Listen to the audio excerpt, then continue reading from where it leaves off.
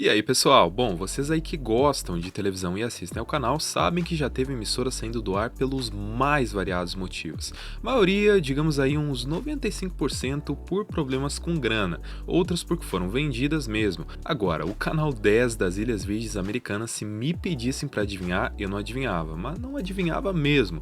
Nem mesmo os funcionários sabiam que seria o último dia, literalmente. Saiu do ar por conta de um furacão que destruiu tudo. Quando desastres como esses acontecem, geralmente as emissoras voltam ao ar sim, dão lá um jeitinho, mas não é esse o caso. A emissora foi destruída e nunca mais voltou, desapareceu, e é essa história que a gente vai contar hoje, história bem trágica. Fechamento é sempre trágico, só que esse, bom, nem se fala. Graças a Deus, até onde a gente sabe, os funcionários ficaram bem, não aconteceu nada com eles fisicamente. Não temos essa notícia, menos mal. Ilhas Virgens Americanas, cara, que lugar bonito, né? Não é à toa que muita gente chama isso aí de paraíso. Vocês aí que estão vendo essas imagens, vê se não dá uma vontade louca de ir pra lá. Quer dizer, agora deu uma diminuída por conta dessa história, eu não vou negar que não, senão estaria mentindo na cara dura aqui pra vocês.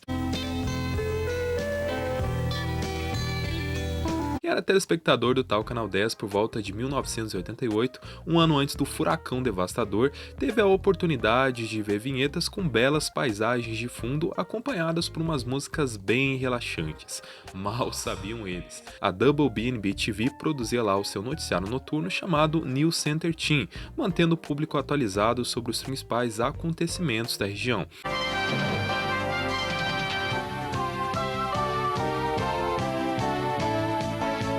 E olha, ela foi a primeira emissora de televisão das Ilhas Virgens. Tudo começou em 1960, quando dois caras, Robert Noble e Robert Moss, empreendedores da cidade de Nova York, conseguiram a licença de funcionamento para essa emissora. Eles eram sócios na Island Teleradio Service e também comandavam uma rádio com o nome de WBNB. Inclusive, o nome da emissora de televisão significa Bob and Bob, que era o apelido dos fundadores, afinal os dois caras se chamavam Robert. A emissora era afiliada à CBS e a NBC, mais da CBS, e também passava programas da National Education Television, que era a predecessora da PBS.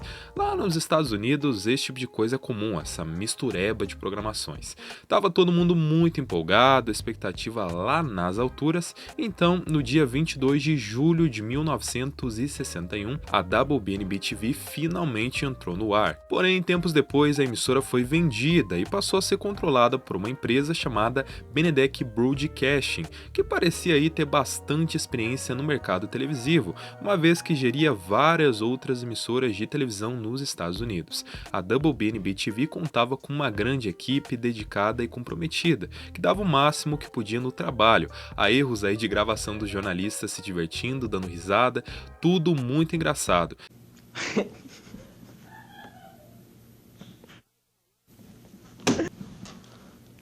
No, stop it. Infelizmente, toda essa história promissora foi interrompida pelo desastre.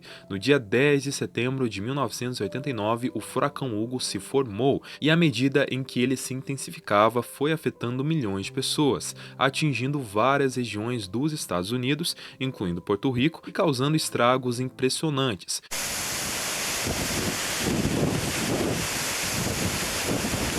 No dia 17 de setembro de 1989, o furacão chegou às Ilhas Virgens. A emissora costumava exibir boletins meteorológicos e nesse último dia, sem saber que seria o último, foi ao ar justamente um boletim de alerta sobre o furacão Hugo, apresentado por Patrick McMurtry. Ele informou que o furacão poderia aí causar graves danos. Árvores poderiam ser arrancadas, assim como telhados e estruturas de madeiras. Hamilton Weather Bulletin.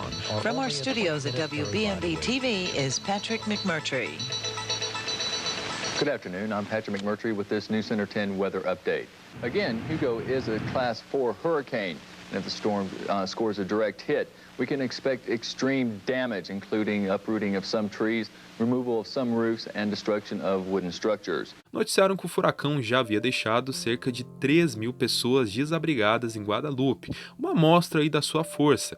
As pessoas foram alertadas para se proteger dos objetos que poderiam se soltar com o furacão e instruídas para que permanecessem ligadas no canal 10. Afinal, as notícias importantes seriam transmitidas por ali. Essas imagens aí que vocês estão vendo, de acordo com o jornalista jornalista Matt Locker são alguns dos últimos trechos de programação exibidos pela emissora antes do seu encerramento abrupto. A reportagem alertou que as pessoas poderiam enfrentar falta de água e de eletricidade por vários dias. Em determinado momento, o furacão atingiu o transmissor, a torre e a antena do canal 10, que ficaram totalmente destruídos. Segundo relatos, o transmissor teria explodido na água e os estúdios foram seriamente danificados. A torre teria caído enquanto a emissora informava os telespectadores.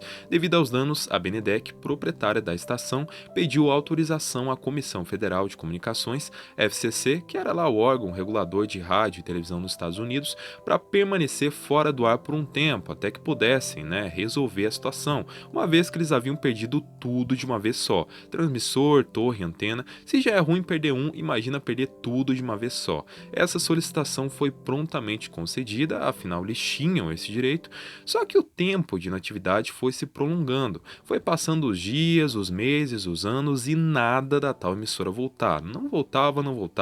A comissão foi concedendo várias prorrogações periódicas de autorização para que ela permanecesse fora do ar, acreditando que uma hora ou outra ela ia retomar as atividades. Afinal, o que havia acontecido foi muito sério, um furacão acabou com tudo, Até que em 11 de março de 1993, veja bem, 1993, a emissora saiu do ar em 1989. Em 93, a Hannah Broadhurst, que era a concessionária da licença, pediu para excluir as instalações porque eles haviam perdido o local de transmissão da emissora.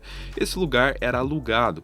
A comissão então percebeu que eles não haviam tomado medidas visíveis para retomar as transmissões até aquele momento. Aí no dia 6 de janeiro de 1994, a própria Benedek solicitou que a licença da emissora fosse cancelada a partir de 8 de janeiro de 1994. Realmente não iam mais voltar com a emissora. Aí, em 25 de janeiro, eles voltaram atrás e escreveram a comissão retirando o pedido, dizendo que aquilo havia sido enviado por engano e tal. E vocês já vão ver por quê. Uma semana depois, apresentaram um pedido solicitando o consentimento para vender a emissora. Por carta, no dia 29 de junho de 1995, a equipe negou o pedido da Benedek de prorrogação de autorização para a emissora permanecer fora do ar. Eles cancelaram a licença e excluíram as cartas de convocação, apontando a falta de esforço da empresa para restaurar as transmissões desde que o furacão havia danificado suas instalações em 1989 e que eles haviam demonstrado um abandono efetivo da estação,